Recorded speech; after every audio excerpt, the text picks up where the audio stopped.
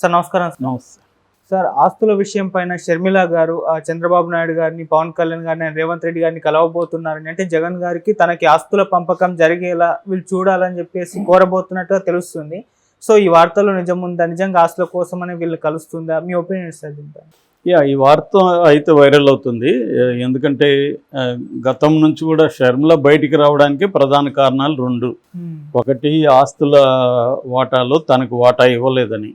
ఎందుకంటే రాజశేఖర రెడ్డి గారు చాలా ఆస్తులు కూడబెట్టాడని, ముఖ్యంగా కడప జిల్లాలో భూములు కావచ్చు, తర్వాత సాక్షి ఛానల్ అండ్ పేపర్ కావచ్చు, తర్వాత భారతీ సిమెంట్స్ కావచ్చు, ఇలాంటి అనేక ఆస్తులు ఉన్నాయి. వాటిలో తండ్రి కూతురుగా తనకు కూడా ఈక్వల్ వాటా ఉంది, కానీ జగన్ అవి ఇవ్వలేదు అనేది ఆమెకి ప్రధాన కోపంలో ఒకటి జగన్ మీద.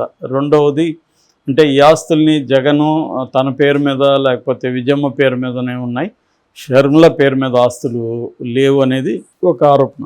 రెండవ ఆరోపణ, ఆమెకు రాజకీయంగా వైసీపీలో ఎటువంటి పదవి కానీ ఏమీ ఇవ్వలేదు, తనని వైసీపీకి వాడుకున్నారు, కానీ పాదయాత్ర చేయడం కావచ్చు, ఆమె బై బై బాబు అని ఒక యాత్ర చేయడం కావచ్చు, ఇవన్నీ ఆమె చేసినప్పటికీ సో ఆమెకి ఏ రకమైన పదవి ఇవ్వకుండా అలా పక్కన పెట్టేస్తాడు అధికారం వచ్చిన తర్వాత.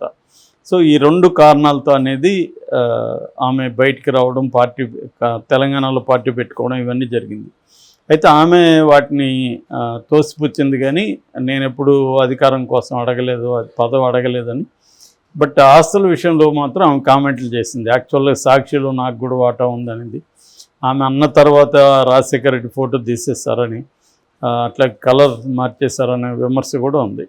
సో దానికి వైసీపీ వాళ్ళు కౌంటర్ చేశారు. అట్లా నీకు ఆస్తుల్లో వాటా ఉన్నప్పుడు అక్రమ ఆస్తుల కేసుల్లో కూడా నువ్వు ఉండాలి కదా, నువ్వు మాత్రం ఎందుకు లేవు? జగన్ ఉన్నాడు, భారతిరెడ్డి ఉన్నారు అక్రమాస్తుల కేసులో. అట్లాంటప్పుడు ఏమి కూడా అక్రమాస్తుల కేసులో జైలుకి వెళ్ళి రావాలి కదా వాటా ఉన్నప్పుడు. మరి అప్పుడు మాత్రం ఎందుకు మాట్లాడలేదు, ఇప్పుడు ఎందుకు మాట్లాడుతున్నావు అనేది వీళ్ళు అడుగుతున్నారు. ఏదేమైనా ఆమెకైతే ఆస్తులు అండ్ రాజకీయంగా ఆమె ఆస్పిరేషన్స్ని జగన్ పట్టించుకోలేదనేది ప్రధానంగా వినిపిస్తున్నది. జగన్ కూడా TV9 ఇంటర్వ్యూలో క్లియర్గా ఆమె రాజకీయంగా ఆశించింది నేను ఇవ్వలేదు, ఎందుకంటే ఒకే జనరేషన్లో ఒకే ఫ్యామిలీ నుంచి పదవులు ఉంటే అది ఇబ్బంది అవుతుంది, మీలాంటి ఛానల్సే ప్రశ్నిస్తాయి, ఒకే ఫ్యామిలీలో పదవులు పంచుకుంటే అనేది జగనే చెప్పాడు. సో క్లియర్గా దానికి ఆమె కన్నీళ్ళు పెట్టుకొని సమాధానం కూడా ఇచ్చింది. ఏదేమైనా ఆస్తుల గొడవ అయితే వాస్తవమే, దాంట్లో డౌట్ లేదు. ఎందుకంటే అదర్వైజ్ ఆమెకి వేరే ఏమున్నాయి జగన్ మీద?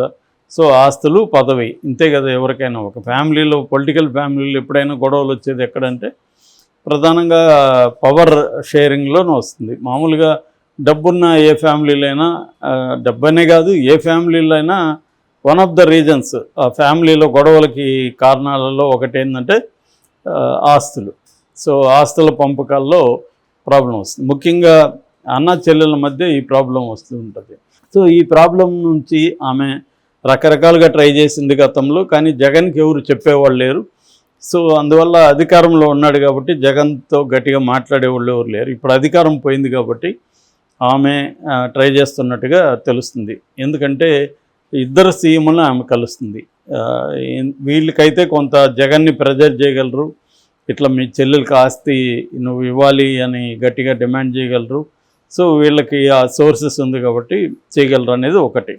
అందుకని ఆమె చంద్రబాబుని కలిసింది అని చెప్తున్నారు, బట్ ఎక్కడ ఫోటో కానీ మీడియాలో కానీ రాలేదు. కానీ వార్త అయితే వైరల్ అవుతుంది, చంద్రబాబుని షర్మిల కలిసింది, ఇట్లా ఆస్తి మా అన్న ఇవ్వట్లేదు మీరు ఇప్పించండి అని చంద్రబాబుని అడిగింది, అట్లాగే రేవంత్ రెడ్డిని అడిగింది, పవన్ కళ్యాణ్ని అడిగిందని. మేబీ వాళ్ళు దాని మీద కూడా రేపు పొద్దున నువ్వు కేసీ మేము సపోర్ట్ చేస్తామని చేయొచ్చు. సో ఆ రకంగా ఆమెకు అండగా నిలబడచ్చు. ఎందుకంటే జగన్ని సమూలంగా నాశనం చేయాలనేది తెలుగుదేశానికి ఉంది, ఇటు రేవంత్ రెడ్డికి కూడా ఉంది. రేవంత్ రెడ్డి కూడా మొన్న ఢిల్లీలో మాట్లాడుతూ జగన్ చేసిన పాపాల వల్లే జగన్ పోయాడు, తెలుగుదేశాన్ని ఖతం చేద్దాం అనుకున్నాడు, జగనే ఖతం అయిపోయాడని అతను మాట్లాడాడు. సో నిజానికి వీళ్ళిద్దరికి మధ్య రైవలరీ ఏం లేదు, జగన్ ఎప్పుడు ఈయన మీద ఏం మాట్లాడలేదు. కానీ రేవంత్ రెడ్డి మాట్లాడాడంటే క్లియర్గా రేవంత్ రెడ్డికి కూడా జగన్ ఇక మీదట అసలు రాజకీయాల్లో ఉండకూడదు అన్న ఇది కనిపిస్తుంది మనకి. సో శత్రువుకి శత్రువు మిత్రుడు అన్నట్టుగా జగన్కి వీళ్ళు ముగ్గురు శత్రువులు కాబట్టి షర్మిలాకి మిత్రులు అయ్యే అవకాశం ఉంది. ఆల్రెడీ షర్మిలాని ప్రోత్సహించింది వీళ్ళు ముగ్గురు ప్రోత్సహించారు.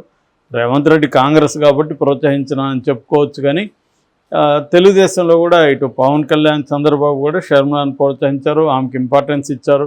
వాళ్ళ ఉపన్యాసాల్లో కూడా ఆమెకి అన్యాయం జరిగిందని కూడా చాలాసార్లు చెప్పారు. సో ఇప్పుడు ఒక మహిళగా ఆమె మా అన్న నాకు ఆస్తులు ఇవ్వలేదు అనేది పోయి చెప్పుకున్నప్పుడు ఖచ్చితంగా వాళ్ళు డీల్ చేసే అవకాశం ఉంది. ఒకటి ప్రెజర్ చేసే అవకాశం ఉంది జగన్ని, రెండవది కోర్టుకి లీగల్గా ప్రొసీడ్ అవ్వమని ఈమెను ఎంకరేజ్ చేసే అవకాశం ఉంది. ఆ రకంగా వాళ్ళు మేము నీకు లీగల్ హెల్ప్ అంతా చేస్తాము, సుప్రీంకోర్టు అడ్వకేట్లు కానీ అవంతా ప్రొవైడ్ చేస్తాము, లీగల్గా ప్రొసీడ్ అవ్వు నువ్వు అని చెప్పచ్చు. సో ఆ రకంగా జరిగితే మాత్రం జగన్కి ఖచ్చితంగా ఇబ్బంది అవుతుంది అది. ఎందుకంటే జగన్ ఆస్తుల గొడవలు అయితే బయట మనకు తెలీదు, ఏ ఆస్తులు ఉన్నాయి, ఏవి జగన్ తీసుకున్నాడు, ఏది ఈమెకి ఇచ్చాడు, అదన్నీ విజయమ్మ మాట్లాడితే కానీ మనకు తెలియదు. ఎందుకంటే కనీసం విజయమ్మ ఒక థర్డ్ పార్టీ లాగా మాట్లాడగలుగుతుంది. ఇద్దరు పిల్లలు కాబట్టి ఇద్దరు పిల్లలకి ఒక పాపకి అన్యాయం జరిగిందంటే ఆమె మాట్లాడే అవకాశం ఉంది. కానీ మరి మాట్లాడినా లేదో తెలీదు. జగన్ ఓడిపోయిన తర్వాత ఆమె తాడేపల్లి వచ్చి జగన్ని పరామర్శించిందని కూడా ఒక వార్త వచ్చింది. కానీ దానికి సంబంధించి కానీ ఫోటో కానీ అధికారిక ప్రకటన కానీ ఎక్కడ రాలేదు. ఇది ఒక రకంగా ఫ్యామిలీ గొడవ అని చెప్పచ్చు.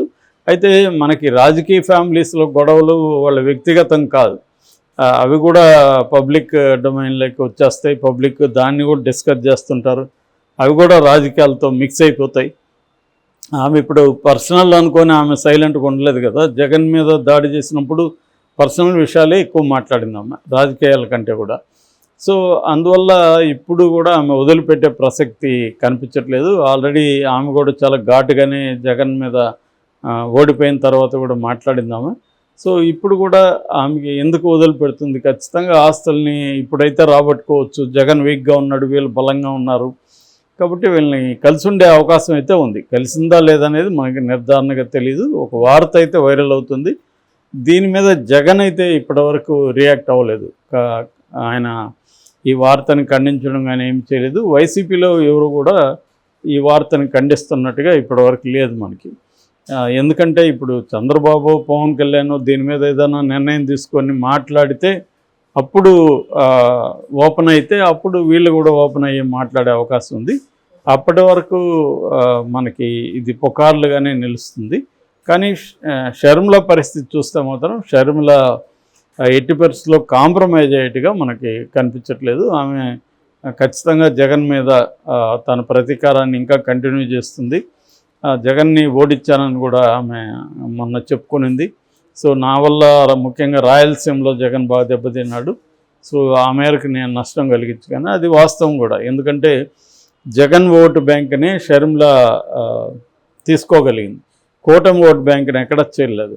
దానికి కూడా ఆమె ఒక ఎక్స్ప్లెనేషన్ ఇచ్చింది. అది ఎందుకంటే ప్రజలందరూ జగన్ మీద కసితో కూటమికి ఓట్లేశారు, అందుకని మాకు రావాల్సినంత పర్సంటేజ్ రాలేదు, 8% వస్తుంది అనుకుంటే 2% కూడా రాలేదని ఆమె ఆ లాజిక్ చెప్పింది. అందులో కొంత వాస్తవం కూడా ఉంది. ఎందుకంటే ఇది జగన్ యాంటీ ఓటు తప్ప కూటమి పాజిటివ్ ఓటు కాదు.